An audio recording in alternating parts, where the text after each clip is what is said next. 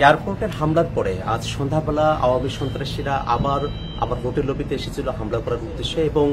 সে সময় যুক্তরাষ্ট্রে অবস্থানরত এনসিপির সদস্যরা এবং আবার শুভাকাঙ্ক্ষীরা তারা তাদেরকে প্রতিহত করেন এবং পুলিশের সঙ্গে যোগাযোগ করেন। পরবর্তীতে পুলিশ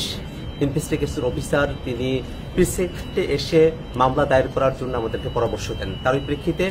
আমি এয়ারপোর্টের খুব কাছের যে থানা পুলিশের রয়েছে সেখানে এসেছি, এবং যারা সেই দিন আমাদের উপরে হামলা করেছিল এবং হত্যা চেষ্টা করেছিল, ডেথ থ্রেট দিয়েছিল, তাদের ব্যাপারে আমরা এখানে মামলা দায়ের করেছি এবং একই সাথে ইউএস পুলিশকে আমরা এই বিষয়টা অবহিত করেছি যে যারা এই ঘটনাগুলো যুক্তরাষ্ট্রে ঘটাচ্ছেন তারা বাংলাদেশে নিষিদ্ধ এমন একটি সংগঠনের সঙ্গে জড়িত, যারা গত বছর বাংলাদেশে গণহত্যা চালিয়েছেন, মানবতা বিরোধী অপরাধ চালিয়েছেন, এবং ইউএনের যে রিপোর্ট সে ব্যাপারে আমরা তাদেরকে অবহিত করেছি।